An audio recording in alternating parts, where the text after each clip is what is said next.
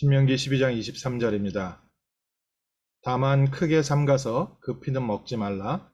그 피는 그 생명인즉 내가 그 생명을 고기와 함께 먹지 못하리니 너는 그것을 먹지 말고 물과 같이 땅에 쏟으라. 너는 피를 먹지 말라. 내가 이같이 여호와께서 의롭게 여기시는 일을 행하면 너와 내 후손이 복을 누리리라. 오직 내 성물과 서원물을 여호와께서 택하신 곳으로 가지고 가라. 내가 번제를 드릴 때에는 그 고기와 피를 내 하나님 여호와의 제단에 드릴 것이요 내 제물의 피는 내 하나님 여호와의 제단에 붓고 그 고기는 먹을지니라. 아멘. 제사에 대한 번제에 대한 율법을 다시 한번 확인을 시키면서 그 피는 제물과 함께 고기와 함께 먹지 말라. 왜냐? 그 피는 생명을 의미한다. 오늘 저희에게 생명이라는 단어, 그리스도의 생명을 누리는 복된 날 되시기를 주님의 이름으로 축원합니다. 아담과 하와가 하나님 앞에 범죄해서 창세기 3장에 그 저주로부터 또 재앙으로부터 또 에덴으로부터 모든 부분제가 시작될 때 그때 하나님께서 아담과 하와를 에덴 동산에서 쫓아내실 때 가죽옷을 입혀서 보냈다고 하셨습니다. 그때까지는 벗은 몸이었는데 하나님께서 우리 인간의 부족한 부분들을 덮어주시기 위하여 가죽옷을 입혀주셨다. 그래서 지금까지 옷을 입는다. 사람에게 있어서 옷 없이 생활할 수가 없죠. 또 더우면 더운 대로, 추우면 추운 대로 우리 인간에게는 옷이 필요한데요. 그 옷에 대한 의미보다 더 중요한 것이 하나님께서 에덴 동산에서 인간을 내보내실 때 동물을 잡아서 그 가죽으로 입혔다. 다른 여러 가지 좋은 재질들도 왜 많지 않았겠습니까? 나무 껍질 튼튼한 것들이라든지 여러 가지 좋은 것을 덮어줄 수도 있는데 하나님이 동물을 희생시켰다. 그래서 아담과 하와를 입혔다고 했습니다. 또 노아의 홍수 이후에 기후와 모든 조건이 바뀐 이후에 하나님께서 동물을 우리에게 음식으로 주셨다. 전부 다 무엇하고 연결됩니까? 인간의 생명을 보존하는데 짐승이 대신 희생을 당하는 겁니다. 기후가 바뀌어서 채식만으로는 먹고 살 수가 없습니다. 그래서 채식이 좋다고 하지만요. 채식주의자들 조심해야 될 게 많습니다. 오늘날 기후는요. 채식만으로 건강을 유지할 수가 없습니다. 하나님께서 고기를 먹으라고 했을 때는 분명한 이유가 있는 거죠. 아담과 하와 이후에 하나님께서 짐승을 희생시켜서 우리의 생명을 보존하셨는데 하나님이 그 후에도 번제를 말씀하시고 특별히 레위기에 피 제사를 얘기하셨습니다. 하나님께서 피를 좋아하시거나 짐승을 받으시는 분이 아니신데 하나님은 우리의 찬송을 받으시는 분인데 왜 하나님께 찬송하기 전에 피 제사를 드려야 됩니까? 하나님은 우리의 영광과 우리가 하나님께 돌리는 감사함을 받으시는 분인데 예배라는 제도를 주시면서 꼭 짐승을 잡으라고 했습니다.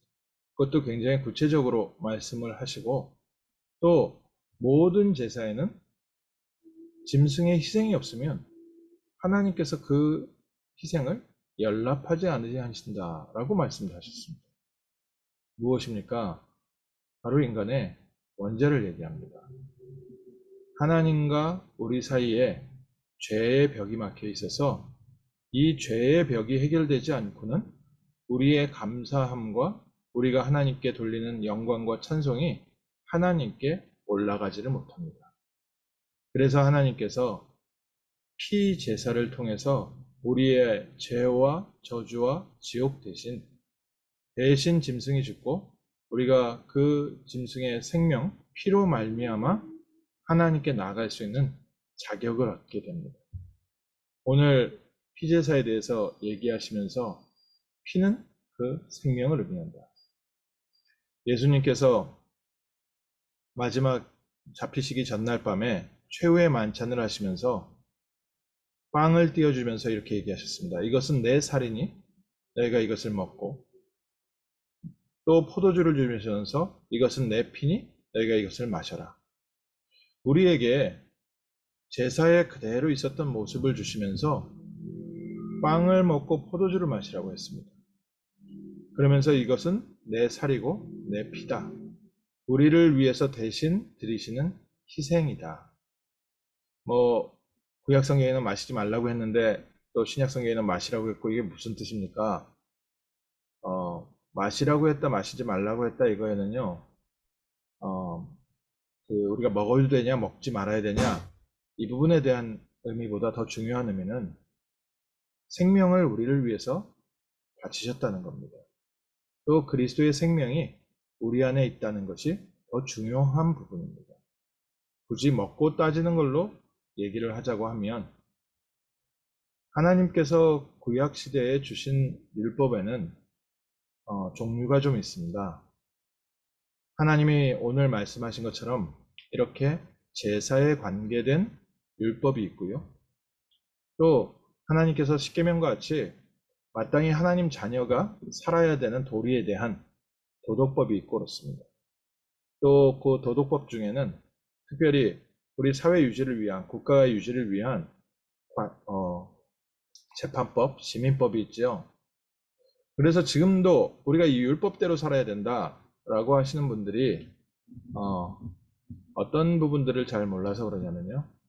그러면 성경의 제사 그대로 드려야 되거든요. 성경대로 살아야 된다 그러면 예배드리러 나올 때 소 한 마리, 염소 한 마리 끌고 나와야 되는데, 그건 또 됐다고 하고, 또 도덕은 십계명은 더 잘 지켜야 된다고 하고, 또 안식일 잘 지켜야 된다고 하고, 우리가 지금 어떻게 그 율법을 받아들여야 됩니까?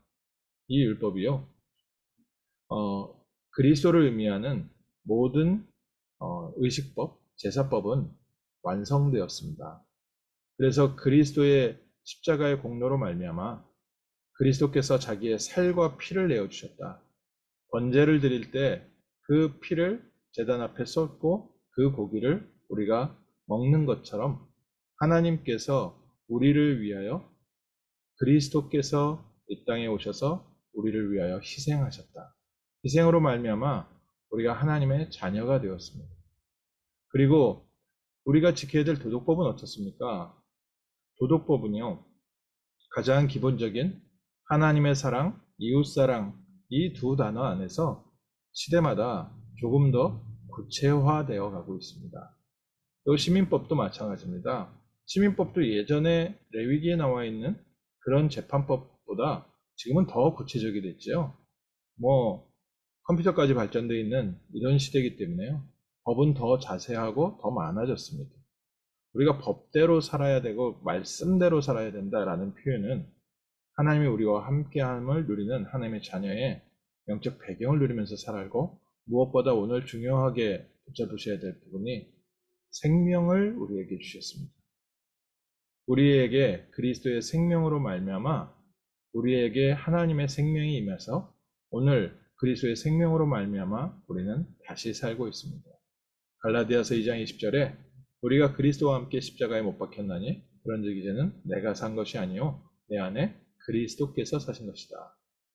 오늘 우리 안에 생명이 있고 우리가 이 생명을 가지고 이 세상을 살리는 전도자의 대열 속에 들어오게 된 겁니다. 하나님은 오늘도 이 피의 언약을 우리에게 붙잡게 하십니다. 정말 우리가 하나님 앞에 나갈 담대함을 얻고 있습니까? 그러면 오늘 우리가 그리스도의 이름으로 기도하면서 승리하면 됩니다. 오늘 우리가 이 피의 희생의 피, 희생제물, 피제사, 이 언약이 우리한테 살아있다면 이미 오늘 우리 개인과 가정의 모든 재앙과 저주는 끝이 났습니다. 완전히 지옥 배경에서 해방되었습니다. 그리고 더 이상 사단은 우리에게 아무것도 청구할 수가 없습니다. 사단이 우리를 고소하려고 했는데 검사와 같이 하나님 옆에 우리를 고소해도 하나님께서는 그리스도의 피로 말미암아 우리를 죄 없다 하셨습니다. 오늘 우리는 그래서 그리스도 예수 안에서 무죄합니다. 또 그리스도 예수 안에서 우리는 의로운 자입니다. 우리의 말과 행실과 우리의 모든 삶이 하나님의 의에 다다르도록 너희의 삶을 산제사로 드리고 우리의 삶을 돌아보는 것, 도덕법이지요. 우리가 정말 하나님의 형상을 회복하고 하나님의 성령의 충만함, 그 영적인 비밀을 회복하는 것은 당연히 우리에게 하루하루 갱신되어져 가야 되는 필요한 부분입니다. 우리가 언약으로 붙잡아야 될 것은 그리스도 예수로 말미암아 우리는 이미 칭의, 의롭다함을 받았습니다. 오늘 피를 먹지 마라. 피는 생명이다. 오늘 우리에게 생명이 임했습니다. 이 생명으로 말미암아 오늘 우리는 하루를 정복하고 승리하게 되고 이 생명을 가지고 가는 곳에 저주와 실패와 지옥 권세가 떠나가고 이 생명을 누릴 때 사단의 권세가 무너지고 이 생명을 누릴 때 그리스도를 부활하신 부활의 능력이 우리의 삶에 함께 하셔서 죽었던 모든 현장, 죽어가는 현장을 살리는 증인으로 세우는 줄 믿습니다. 지금 우리 주변에 수많은 민족들이 이 생명의 복음을 기다리고 있습니다. 또 이 생명 누리는 증인들을 기다리고 있습니다. 오늘 먼저 생명을 풍성히 누리는 복된 날 되시고 가는 곳마다 우리에게 이 생명 주신 그리스도의 비밀을 선포하며 하나님의 나라를 회복하는 복된 하루 되시기를 주님의 이름으로 축원합니다. 기도하겠습니다. 하나님, 오늘 저희에게 하나님께서 우리에게 주신 생명을 다시 한번 붙잡게 하시고 생명의 근원 되신 그리스도 예수로 말미암아 우리에게 부활의 능력이 함께함을 붙잡게 하심을 감사합니다. 우리 안에 있는 부활의 능력으로 우리의 개인과 가정과 우리 삶의 현장에 또 직장 현장과 우리 자녀들의 학교 현장에 하나님의 나라 임하게 하시고 재창조의 능력이 나타나게 하시며 하나님이 함께 하시는 생명의 빛을 비추는 증인되게 하옵시고 오늘 하나님께서 우리에게 맡기신 이 귀한 현장에서 하나님이 주시는 응답과 증거를 가지고 세상을 살리는 전도자의 축복 누리게 하옵소서. 주 예수 그리스도 이름으로 기도드립니다. 아멘.